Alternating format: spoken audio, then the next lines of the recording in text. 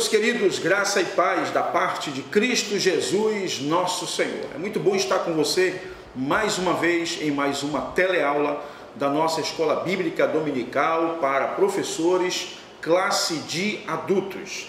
Obrigado a todos que têm assistido nossos vídeos, curtido, compartilhado. Você que tem mandado o seu nome com o seu endereço para nós enviarmos para você o nosso kit professor da Escola Dominical, que nós vamos sortear aqui na primeira aula da primeira lição do primeiro trimestre de 2018. Nós vamos sortear aqui alguns kits para você que está colocando o seu nome aqui embaixo. Eu quero agradecer a todos pelo carinho que tem recebido o nosso vídeo aí na sua cidade. Não esqueça de dar o seu like. O seu like é muito importante para o crescimento do nosso canal, para o crescimento do nosso ministério. Deus abençoe a sua vida de maneira poderosa. Cada irmão que tem comentado aqui, Deus abençoe aqueles que têm dado dicas. A gente tem anotado todas as dicas e vamos com certeza considerar cada uma delas. Deus abençoe você de maneira gloriosa. Bem, vamos portanto à nossa lição, a lição de número 13, que vai ser ministrada no dia 24 de dezembro. Esta é, portanto, a penúltima lição desse último trimestre de 2017. Eu quero lembrar para você que até aqui as lições trataram sobre o milagre da salvação na vida do homem, o perdão dos pecados, a regeneração, a santificação, o novo nascimento.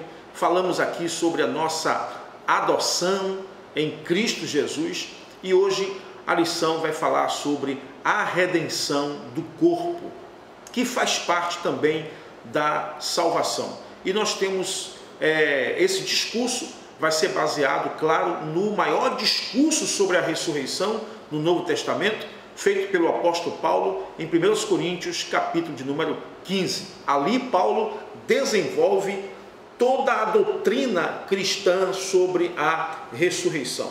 Eu quero lembrar para você que essa carta de Paulo, de 1 Coríntios, tanto quanto a de 2 Coríntios, foram cartas enviadas à igreja daquela região para dirimir dúvidas da igreja, tirar dúvidas do coração dos irmãos. Então você vai encontrar Paulo falando sobre casamento, Paulo falando sobre idolatria, falando sobre carnes sacrificadas aos ídolos.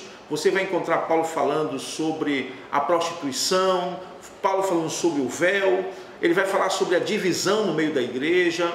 Então é este o objetivo de Paulo, ensinar a igreja sobre coisas com as quais a igreja estava confusa.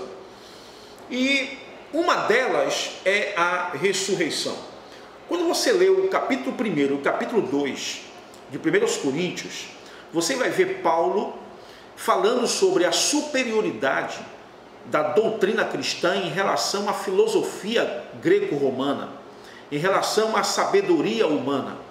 Paulo, portanto, começa a partir desse discurso mostrar para os coríntios que os ensinos da palavra de Deus, os ensinos do cristianismo, trafega no nível de sabedoria muito superior à sabedoria da grega, à inteligência grega, à filosofia grega. Filosofia esta onde se embasava o conhecimento da maioria dos cristãos daquela época. E a partir desse discurso de Paulo, ele vai desenvolver uma série de ensinamentos sobre vários assuntos, à luz, claro, do cristianismo, e uma delas é a ressurreição. Um desses assuntos é a ressurreição. O cristão em Corinto acreditava que havia ressurreição, só que eles acreditavam numa ressurreição somente espiritual, somente da alma, conforme está em Efésios capítulo 2, versículo 1, onde Paulo diz que fomos vivificados em Cristo, que estávamos mortos, mas em Cristo fomos vivificados. Bem, isso aí era fácil eles compreenderem, porque a filosofia grega, principalmente platônica, de Platão, dizia que a alma humana poderia sofrer uma redenção, poderia ser glorificada, mas o corpo humano não. Platão acreditava que não havia proveito, nada que se pudesse aproveitar nesse corpo humano.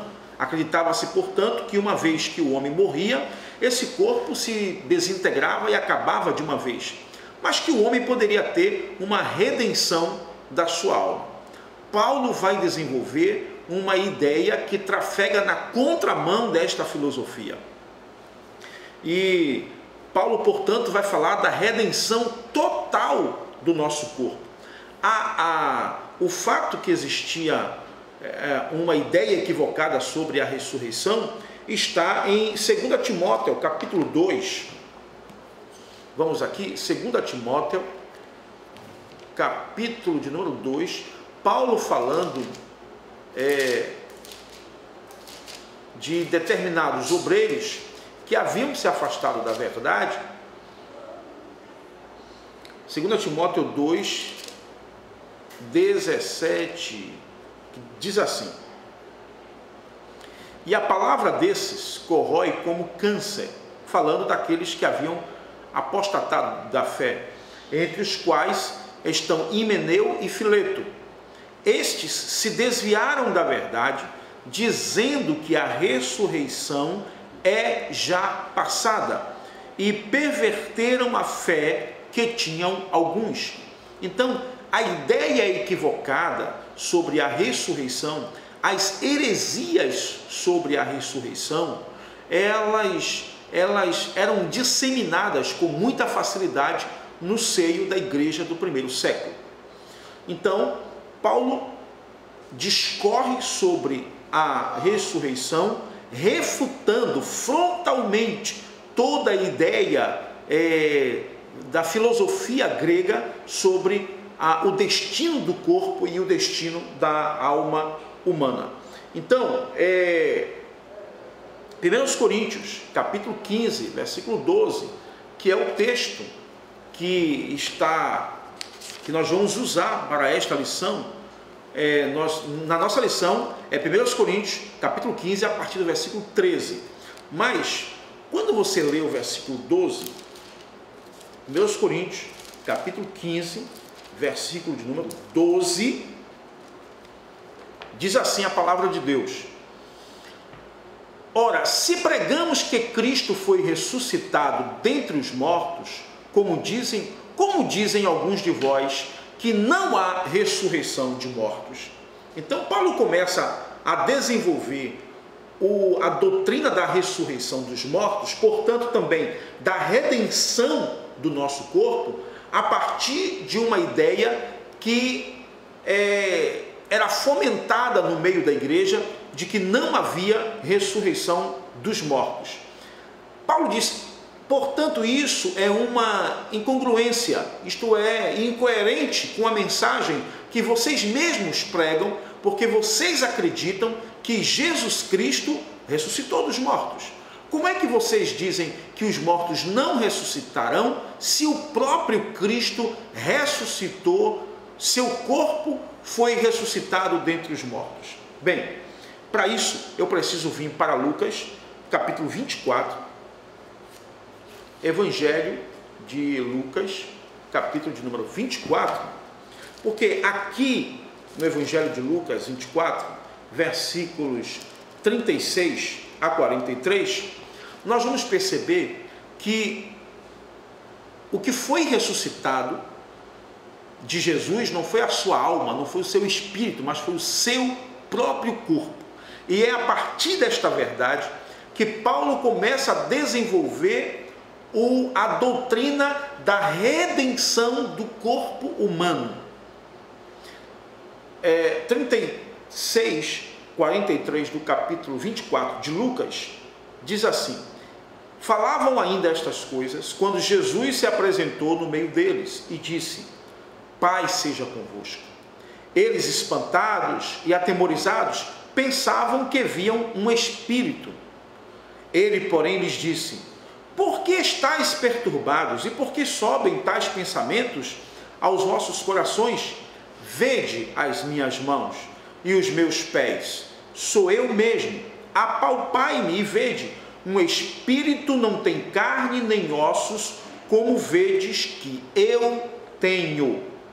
Dizendo isto, mostrou-lhes as mãos e os pés. E não acreditando eles ainda por causa da alegria, e estando admirados, perguntou-lhes Jesus: tendes aqui alguma coisa que comer? Eles lhe apresentaram um pedaço de peixe assado e um favo de mel, e ele comeu diante deles. Então, primeiro Jesus disse: olha, isso que você está vendo aqui, isso que vocês estão vendo aqui é o meu próprio corpo, ele foi ressuscitado.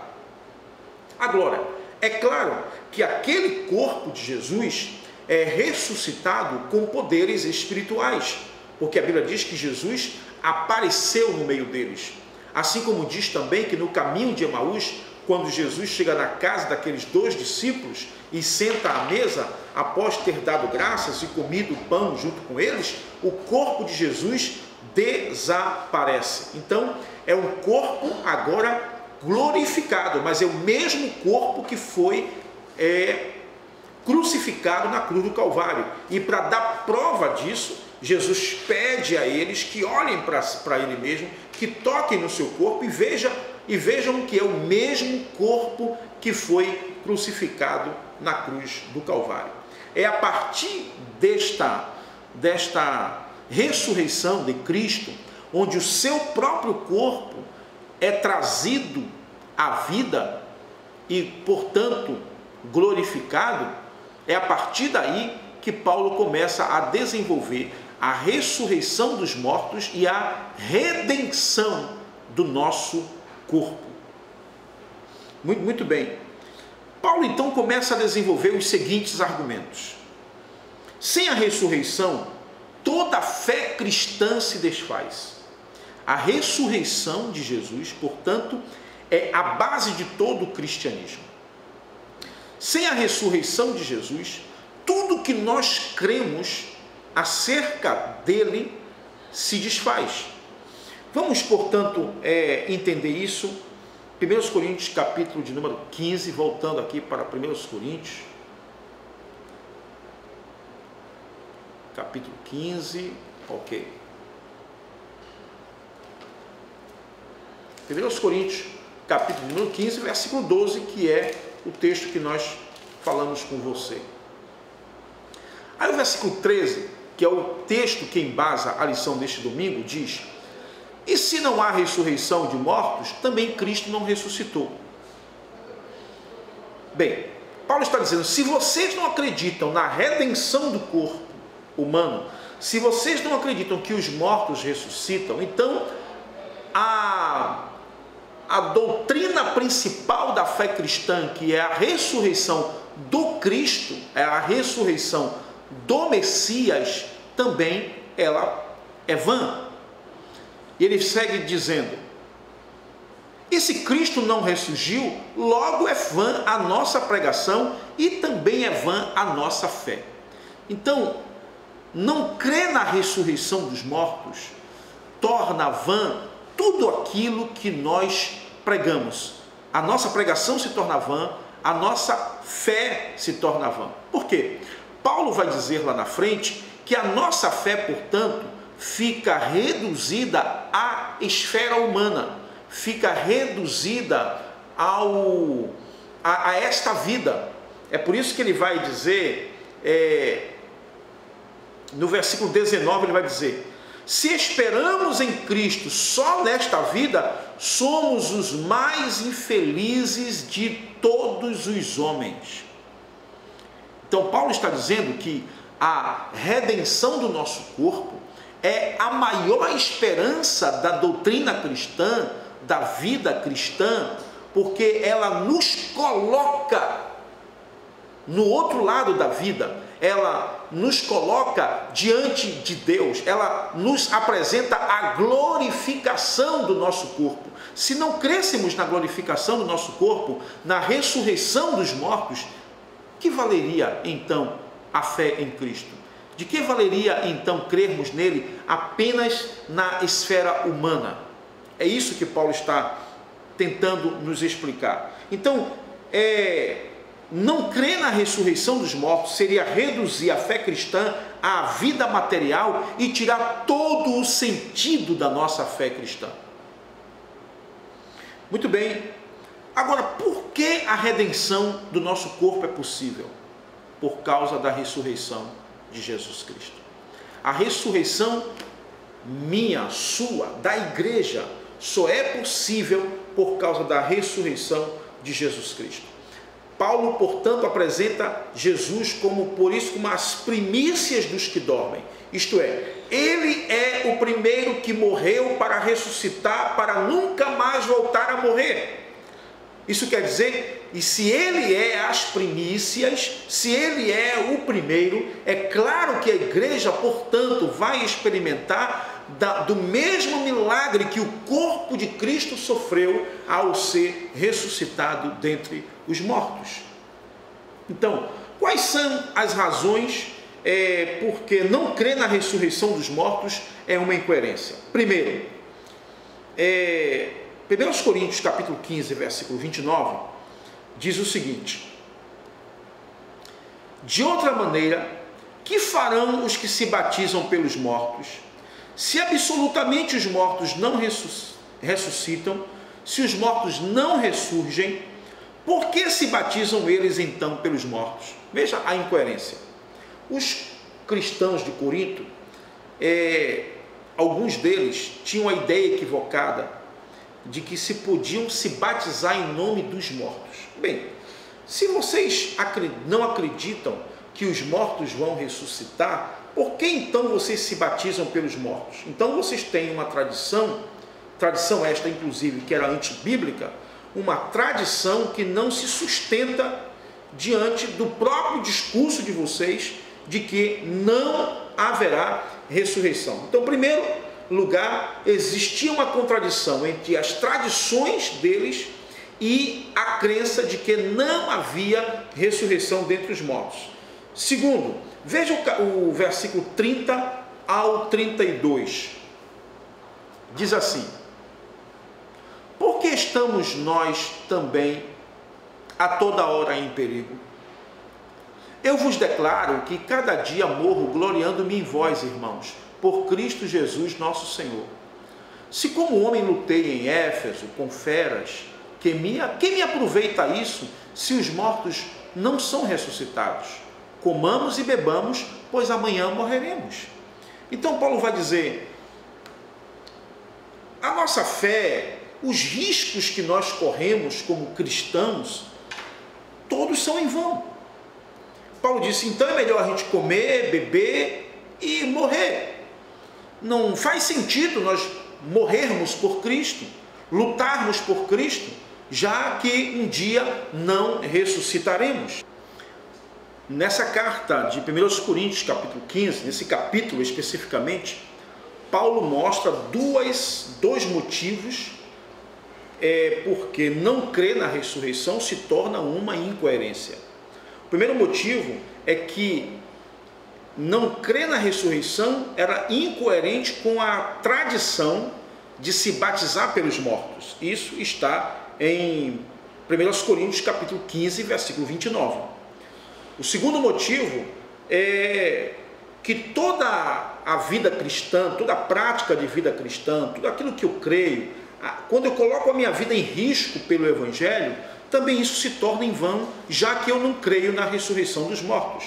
Em 1 Coríntios 15, de 30 a 32, o apóstolo Paulo vai mostrar, olha, eu mesmo combati em Éfeso, enfrentei feras, coloquei a minha vida em risco. Se eu não creio, então, na ressurreição dos mortos, toda essa minha disposição em morrer pelo Evangelho se torna em vão. É por isso que Paulo vai dizer no versículo 19, e aqui não é querendo ser redundante, que essa expressão do versículo 19 termina expressando para todos nós o valor da ressurreição. Paulo diz, portanto, se eu espero em Cristo somente nesta vida, sou o mais infeliz de todos os homens. Ou se nós aguardamos em Cristo somente nesta vida, somos os mais infelizes de todos os homens.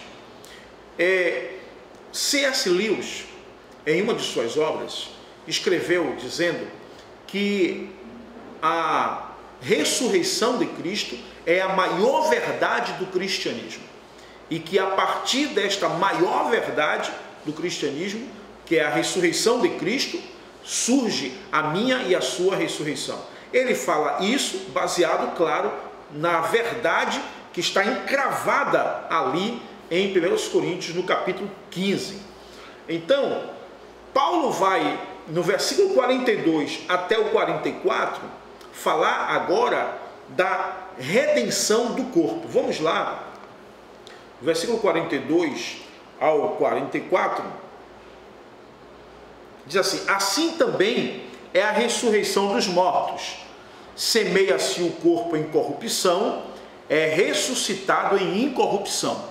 Paulo então desenvolve aqui a doutrina de que este corpo é pecaminoso, esse corpo é contaminado pelo pecado, esse corpo corruptível será revestido da imortalidade, será revestido da incorruptibilidade. Deus há de nos ressuscitar, há de ressuscitar esse mesmo corpo, dando, portanto, a esse corpo uma glorificação. E olha o que ele fala: semeia-se ignomínia e semeia-se em ignomínia, é ressuscitado em glória. Semeia-se em fraqueza, é ressuscitado em poder. Semeia-se corpo animal, é ressuscitado corpo espiritual. Se há corpo animal, há também corpo espiritual. Veja bem, semeia-se corpo animal, é ressuscitado corpo espiritual. Paulo está falando, esse semear aqui é quando o corpo morre. Porque Paulo toma como exemplo a semente que é lançada na terra. Você joga uma semente na terra e ela então brota. Aquela semente tem que morrer para ressurgir então aquilo que vai ser produto daquela semente. Paulo pega esta imagem, esta ilustração, para nos fazer compreender aquilo que vai acontecer com o nosso corpo. Esse corpo, portanto, quando for lançado na terra, quando descer a tumba fria, vai ser consumido pela terra. Mas pelo poder de Deus, este mesmo corpo será ressuscitado, não mais o corpo corruptível, mas o corpo incorruptível. Professor, você precisa passar isso para os seus alunos, para que eles entendam, portanto, a grandiosidade desta salvação que atinge não somente a minha alma, o meu espírito, mas atinge também o meu corpo. Por isso que vale a pena a gente lembrar das palavras de Paulo que disse: onde abundou o pecado, superabundou a graça de Deus. Porque esta graça trouxe redenção não somente para a minha alma, o meu espírito, mas trouxe também redenção para o meu corpo. Veja o versículo 49, o que Paulo diz: e assim como trouxemos a imagem do terreno, assim traremos também a imagem do celestial. O versículo 50 diz: e agora digo isto, irmãos, que a carne e o sangue não podem herdar o reino de Deus, nem a corrupção herda a incorrupção. Então Paulo termina de defender que essa carne pecaminosa não vai herdar o céu, mas essa carne pecaminosa será transformada pelo poder de Deus para poder herdar o céu. Por isso é que naquele grande dia os mortos serão ressuscitados em um corpo glorioso, e os que estiverem vivos para a vinda do Senhor terão seus corpos transformados pelo poder de Deus. Veja o versículo 51 ao versículo 53. Olha o que ele diz: eis que vos digo um mistério, na verdade nem todos dormiremos, mas todos seremos transformados num momento, num abrir e fechar de olhos, ao soar a última trombeta, pois a trombeta soará e os mortos ressurgirão incorruptíveis. Veja, os mortos ressurgirão. Paulo está falando do corpo que desceu à tumba fria, mas vai ressurgir pelo poder de Deus incorruptíveis. Isto porque desceu um corpo corruptível e vai ressurgir um corpo glorioso.